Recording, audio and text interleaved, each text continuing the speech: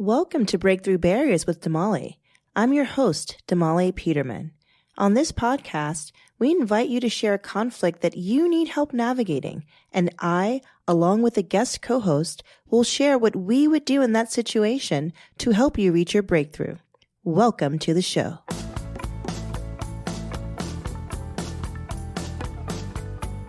On today's episode, I'm so thrilled to have Josephine Geraci with me in the studio. Hi, Josephine. Well, hello, Damali. Thank you so much. I am honored to be part of your podcast. Oh, I'm honored to have you. What a treat. Josephine and I met in the Goldman Sachs 10,000 Small Businesses Program, which we graduated from in March. And we hit it off from the beginning. We had plans to go to China and everything, right, Josephine? We did. I have my passport ready, so we can still make something We can still make it go. We were partnering to present a training program. We just have plans. We're going to change the world together, right? We will. Josephine, tell us about yourself. So, Damali, I have a very diverse background. I'll start way back when. I was actually one of 11 children, so I have 10 siblings. So I grew up in a household, I like to call it, I learned how to deal with others as a team at a young age, or you might want to call it survival. Either or, both being a team member and surviving with 10 brothers and sisters, it really did. It set me up to be an entrepreneur. So I also helped my brother with his paper out. And one question that I always ask people when I had my podcast was, so tell me, did you think you were going to be an entrepreneur when you were younger? And honestly, 9 out of 10 people told me they had a paper out when they were younger. Wow. So it was quite interesting. So I went to school for finance. Then I went for my MBA in marketing. I worked on Wall Street for a lot of the big firms, Merrill Lynch, Schroders, big guys. And then I just decided to go out on my own and start my own company. So I got married. I was taking my son to a public restroom, and I said, oh my gosh, do you have to touch everything? And that's when I decided maybe I'll come up with disposable gloves to keep kids' hands clean. It was really a hard sell, trying to convince people to buy potty gloves. But what was happening was I was getting phone calls from a lot of teachers in schools, and they were like, oh, can we use these gloves for after-school programs to handle food? The Girl Scouts wanted them for their bake sales. And I said, you know what? I'm going to give the customer what they're asking for. And that's when I created my gLovies product, and the rest is history. Wow, and I've seen those gLovies. We have some at home, and they're amazing. And you're absolutely right. They can be used for so many different purposes. Sometimes we use them for art. It's great not to have to clean all the paint off of my kids' hands or off the ceiling or the wall or the floor. And they're just really great for so many different things. Sometimes we're cooking. I have them put them on so that there's not flour everywhere. And so I love that the customers asked for something and you gave it to them. Yes, it's been an adventure, but a lot of fun. And it's just an honor when, I had a Montessori school teacher send me the most beautiful email. It really warmed my heart because there was a little boy who had sensory issues, and he wanted to be part of what his friends were doing, and he just couldn't take the guts out of that pumpkin.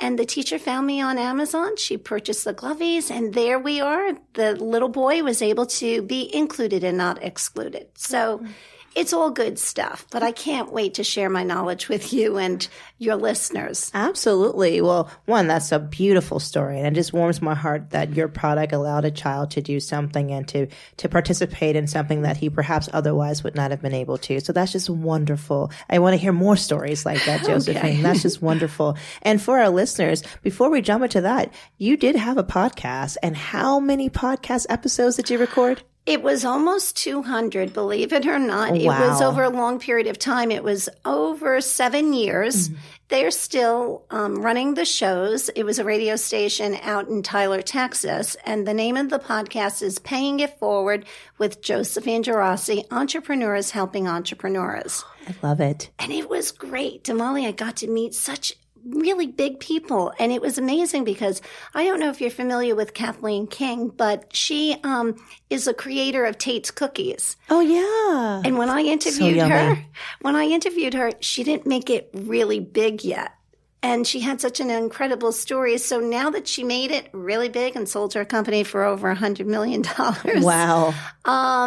I have a friend in the corner. So that's what's so great about all these podcasts. And it's just great sharing our knowledge with others. Well, we have to definitely check that out. It's called what again? Oh, Tate's Cookies. And your podcast? Oh, Paying It Forward with Josephine Geraci. Oh, we got to find that. That sounds amazing. And so for those of you tuning in for the first time, you can call our hotline. So basically, you can call and leave a message with any question that you're contemplating. It could be conflict. It could be a situation. It can be just something that you love to have some insight from a person who's not a part of the situation. And so that's what we're here for. What we do is we play the message on the air for the co-host for the first time, and then we talk about what we would do if we were in that situation. So what are you waiting for? Pick up the phone and leave us a message. So without further ado, Josephine, we will play the first message. Great. You have one message. Hi, Damali. My name is Rochelle, and I have a question that relates to raising capital. I wanted your opinion on what you think are some things to consider when an entrepreneur is fundraising amongst friends and family. I've always had conflicted feelings about this because some people say you should not mix business with friends or family, and some people say before you even go out and try to fundraise from outside investors, you should always try and raise a small round amongst friends and family. So I wanted to hear some of your thoughts on that, and I look forward to hearing your ideas. Thank you. That's a good question. That's very interesting. The first thing that comes to mind is what for you, Josephine? I would only borrow money from my mom or dad, parents, and I would stop right there. And why is that? I just think that mom and dad would do anything for you. When it comes to siblings, you got to remember, lots of them are married. They have their own families. And with my business, I always wanted to do it on my own, to be honest with you. And I have a product-based business, which is very different from a service-based business, because with product, if you don't have inventory, you don't have a business. That's right. So I took a different approach with my gLovies product. I like that. And so basically, going to parents because, they could do it for you. They'll do anything for you. And, parents, for the most part, are very supportive. I heard something really awesome recently, which was don't borrow money from someone that if you lost it or if you lose the money, then you wouldn't want to be around the dinner table with them at Thanksgiving. Right? That's a good one. I like that. And so that's kind of to your point of, sometimes friends and family may have their own responsibilities. Things may be, funds may already be allocated towards certain things. And so some advice that I've also heard recently is, ask people who can afford to lose it, right? So maybe they're serial investors, maybe they're angel investors or venture capitalists, or maybe they really support you. The reason that a lot of folks, when they're in their seed round, typically like to have friends and family involved is because these people support you. They know you, they're excited about you, and they believe in you. And sometimes it's good to kind of get that support before you go out to some people who don't know you, right? I think that that's great.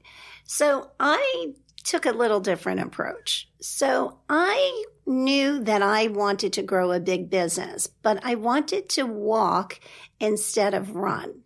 And I knew I needed the money. Now, I did save money. I had an account specifically for gLovies, but as you know, Damali, whenever you have a big project, it always ends up being more than you expected. So before you know it, that account was going down and going down. I already invested in my package, my designer, everything was set up. The last piece of the puzzle was I had to buy my inventory. And I said, how am I going to do this? I could have gone to the bank. I hate paying the interest. It just kills me because any interest you're paying comes right off your profit. So I said, listen, what have I got to lose?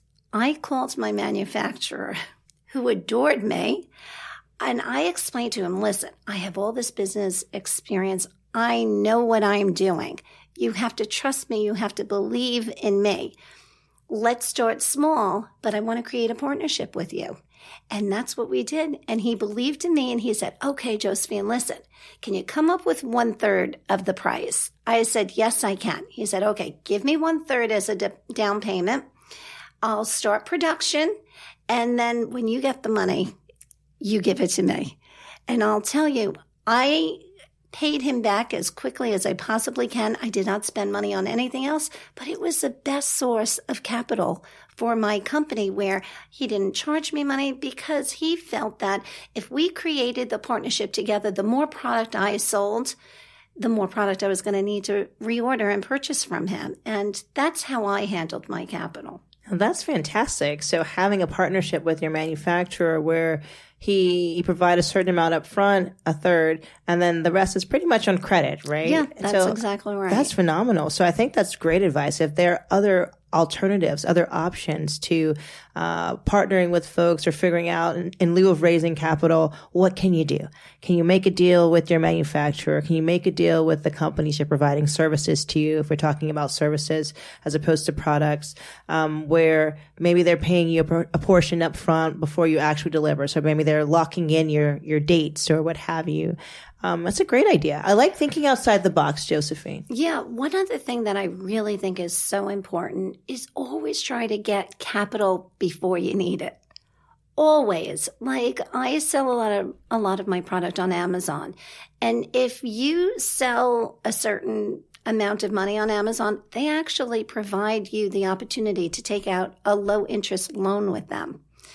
And always capitalize on that. Grab that money, even if you just put it in a bank, pay it off because that will establish your work credit. Of course, personal credit's really important, but the work credit is under your business name is super important too. And that's a great point too, because having that line of credit or taking out a line of credit is really useful because even if you don't use it, well, for example, if it's a true line of credit, then you aren't being charged, right? If it's just sitting there in a bank and you're not using it, you're not being charged interest. Correct. Or if you take out a loan and you pay back early, you can start your credit record for your company as opposed to relying on your personal credit report and personal credit score. Is that right? Correct. Awesome. I like that. And so what you're providing to Rochelle is just alternative ways to finance your business without relying on friends and family. Correct. Yeah, I like that. You know, it's funny because I've had a lot of folks come to me to ask about like the dinner table pitch, right? So how are you sitting at the table when you're talking to folks and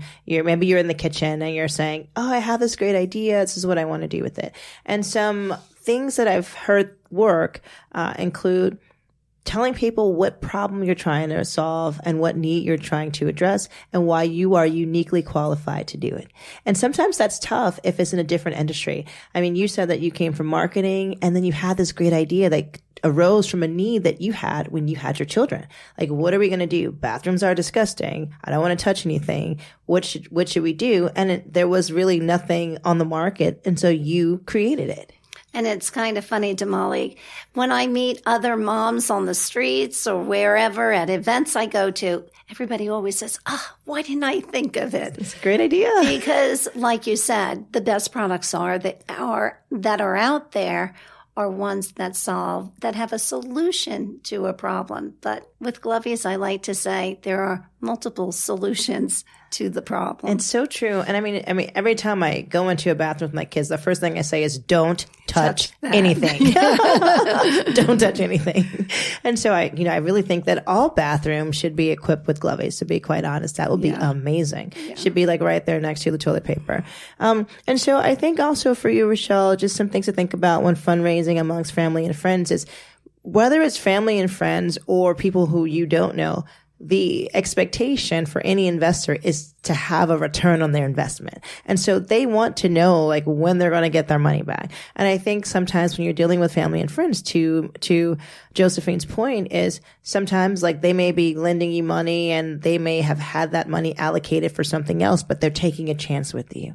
And so I think you want to have a good sense of how you plan to pay them back and when that's going to happen. And also just being open and honest with them and transparent. I think people really appreciate that, especially if they're taking a chance on you. I agree with that. What I also just wanted to say was, I think seed money is a little different from working capital. So seed money is a little riskier because you're just starting the company. You don't really know if your product is going to take off. We all like to believe it will, but you just never know. So the risk is there. Working capital is a little different. If your product is up, it's already successful, and bang, you get a purchase order and you're like, wow, how am I going to do this? I think that's a little different. Then you can turn to your family and your friends. And, the best thing is communication. You open your books to them. They're partners now. Show them. Say, look, these are the orders that are coming in. This is the money that's coming in. I know that within 60 days, this is how much money we're going to make off of the product. I just need the short-term money for working capital. So I think that's just something to consider. I think you're absolutely right. The timing of it is so key. If you're in the pre-revenue stage and you need funds to kind of get the idea off the ground, then, you have a few options. One is self-funding. As Josephine mentioned, that's a good way to start. If you have some savings, you can allocate. And by the way, that doesn't have to be a substantial amount of money. Right. Last week I met one of the co-founders of the Muse, and she told me that they started with $3,000, and that was a few years ago. And the Muse now has over 75 million users on their platform, and I don't even remember the number that she said, but it was something quite impressive as to how much money they've raised and how much the company's actually worth. And so, you can start with, depending on what you're offering, depending on the products, depending on the services, you can start with, something more modest, and then and then figure out how you want your growth to be. If you're talking about a company that already has revenue, to Josephine's point, then I think it is a good idea because you have proof of concept already there. Correct. And if you just need help to for working capital or to fulfill orders or to get to the next phase. So are you hiring people? Do you need more inventory? Do you need, more space for your product or more space for your employees? I think you just have to figure that out. But planning is super key. I think the most successful entrepreneurs have a plan. And even if they don't have a plan that's like fully articulated in like a 75-page document, they have an idea of what they're trying to accomplish and they have prioritized their goals. Great. I agree 100%. That's what was so great about the 10,000 KSB, program that we went to. It really just, made us realize that you have to write those goals down. Yes. And on a daily basis, you just have to really keep your focus on your goal, your target, and nothing can stop us, right? It's so true. Nothing can stop us. And so, Rochelle, I hope that was really helpful. We've provided a lot of different ideas for you to consider when asking friends and family to support you financially. One is making sure that if you're asking friends and family for it, that if you lose some money, then you can face them at the dinner table over Thanksgiving, right? Yeah. Two, if you are seeking funds from them, thinking about the timing where you are in the stage of your company. So is it seed money? Is it, pre-revenue, or is it post-revenue? Is it you have a concept that's already been proven and you need to fulfill some orders? Just kind of thinking about the timing of it and being clear and transparent with them. I love the idea that Josephine had of, showing them your numbers, showing them your book, showing them, look, have this order, we fill it in. It's a 90-day payment terms. We'll get the money back. I can pay you back on X date. And I think just being open with communication is really key, and also managing their expectations. So letting them know, again, when what they're getting in return.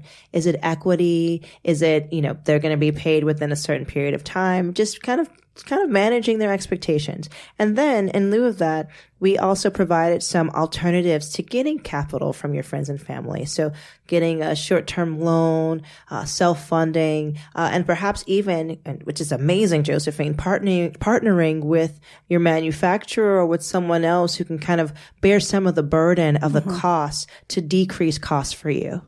Great. Awesome. And so let's play the next message. I'm ready. Let's do it. You have one message. Hi, Damali. My name is Andrea. I'm very interested in this new podcast, your podcast that I came across. I actually am a woman in business. I have my own company now for 3 years, and I'm interested in finding out about getting the certification as a woman-owned business and finding out what's the best option for that. My company is currently located in New York, but it's my understanding that you can get this certification to cover both city, state, and federal. And I was interested in finding out the timelines and what you would recommend if I'm better off doing one at a time or filing the application for all three at once. Thank you very much for putting this podcast together. It's going to be a great resource for me, and I look forward to hearing your response. Have a great day. Bye. Wow. I know. Well, fortunately, we both have that certification in New York City and state, right? We do. I have to tell you, Damali, for many years, I've been doing my gLovies business for over 10 years. And it was kind of funny. I just did so much on my own. I would sit, because I had 3 young children at the time, and I'd put them to bed 6 o'clock at night. And I would sit on my computer till 1, 2 o'clock in the morning. And I don't know how I came across the certification process, but I remember coming, doing my research, and the Small Business Development Center is actually a local resource that I had used, and I had gone over to them. Actually, before then, I became part of the Suffolk County Women's Business Economic SWEBEC, in short, on Long Island, and that was a part of that women network group that they had a speaker come in and they talked about certification as well. But what I did was I used both of the resources, that women's group and the Small Business Development Center. And I just reached out to help from everybody. And the manager of the Suffolk or the SBDC actually sat down and helped me do my application. Wow. So the resources are out there. It's so important to go and grab them. So I actually went straight for the New York State certification because it was a bigger blanket. And then it's so much easier to get everything else. Suffolk County, I got very quickly because I live on Long Island. And then New York City is very, very easy to get once you get the state. I mean, you can go the other route, but that was the route that I had chosen. Excellent. And so I like that you said to use some of the resources that are available through your small business development centers. And so you use one that was based in Suffolk County. You also use one of the Long Island groups that focus on women entrepreneurs as well. And that you started first with kind of the state route, and then you kind of did everything else after that. I had a similar process. I also went to the Small Business Development Center, and I would tell our caller, Andrea, that based on where you live, figure out where the nearest SBDC is, and then make an appointment to go in. In my experience, I went to the one right in Harlem, and they have a walk-in unit. And if you walk in, then I think it helps to kind of accelerate the process a little bit because someone is there to help you. They also have a notary on site. Some of the documentation requires notarization. And so when I went in, I had the distinct pleasure of working with Francisco Guzman, and he was just an amazing resource. He walked me through it. I had all of my information with me, and so you have to use their computers if you're going in to file as a walk-in. And so we did that. I had everything on a thumb drive, and then we were able to upload everything and process it. And it was really helpful because all the questions that I had, he was there and I could ask him real time. It was invaluable. I think that's wonderful. And you know what I like about that, Damali, is that you put the face to your name. You're just not a name on a piece of paper, and people want to help. I mean, the government has really set up some great agencies. They're out there to really help us. And I'm so happy you had such a good experience. I did. It was a wonderful experience. And I also want to give a shout out to the New York Women's Chamber of Commerce, because their director, her name is Kenya Abreu. She's really a champion for helping women to get their certification. And she also has a process in place to help you. For me, I did all of them at the same time. So there was a form that I could use that allowed me to apply for city, state, I think the MTA and a few other things all at once using kind of a common application. And then there were some addendums that I had to fill out for the other certifications. And so you have your women business owned entity certification. I have the minority and the women's business owned entity certification. So I had the MWBE, and the process was pretty much the same. I think I just had one additional paper, document to fill out. Right. Yeah. And so what's great about that is, then figuring out once you have your certification, what does that open you up to, Josephine? What opportunities do you have? Wow. Well, what's funny is right before this podcast, I actually just attended a procurement fair, and it's quite challenging. It's not that you get your certification and all of a sudden everything's handed to you and you get a contract. It is nothing like that. It is a lot of hard work. And you really have to follow, in my opinion, a lot of it has to do with follow-up. You have to get onto the systems, for let's see, the Department of Ed. You have to make sure that you become a vendor within their system. A lot of the agencies have their own way of doing business. So you need to become familiar with every agency you want to do business with. Then, of course, there's Passport that you have to go in. That's the general system with all of the agencies that you go in, you put all of your information in, your personal information, your business information, and the commodity codes. That is key. You need to do your research, and you have to make sure that you are representing who you are, who your business is, and what you can offer these agencies. That's right. And so I want to unpack a little bit of that. So you said that before you came here, you went to a procurement fair. What's a procurement fair? So that's where it's like a trade show where all the agencies go. They line up the hall with their tables, and they let suppliers like myself know what kind of contracts they have available right now. So you can actually go and bid on these contracts. And it's a lot of fun because, Damali, within those procurement fairs, you get to meet other MWBEs, and you can become a team together and go and bid on a contract, a government agency together. So there's a lot of opportunity out there as a certified women-owned business. Absolutely. And I like that you also said, there shouldn't be this expectation that once you've acquired your certification, it's raining contracts, because that's not the case. There's still a lot of groundwork to do in order to actually land those contracts. My understanding is that Mayor de Blasio has allocated a certain number of utilization goals for minority-owned and women-owned businesses. And so these procurement fairs and things like expos are really intended to identify MBEs or WBEs or MWBEs, and to try to pair us, if you will, with contracting agencies that have needs for certain products and services.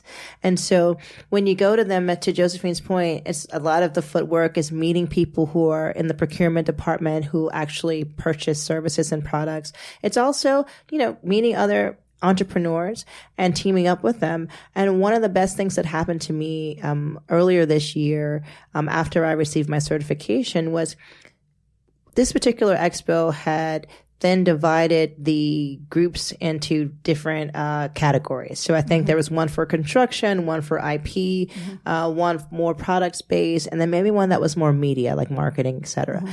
And I remember that in the past, I would just go to kind of like the IP or the media, not really knowing where my professional services landed.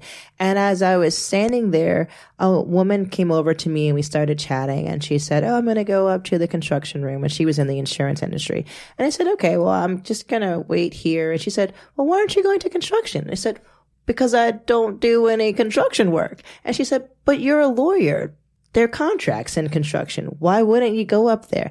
And I mean, Josephine, mind blown. It never would have occurred to me that there are contracts and subcontracts to be worked on for construction projects. And I don't mean that, it sounds really silly, but I just thought of construction as more hard costs as opposed to soft costs. And I didn't see how my services align. And so one of the great things about going to these expos and procurement fairs is that you can kind of think about, to your point about multiple uses for gLovies, think about different ways that your products and services could be utilized. But that, you hit on something so important, Damali, because going to these fairs is a lot of work. Yeah. Like I got up at 5:00 this morning to take the train. It took me 2 hours to get to the fair this morning. Oh, wow. It would have been very easy for me to say, you know what, I'll just go to the office and I'll put in a full day at the office.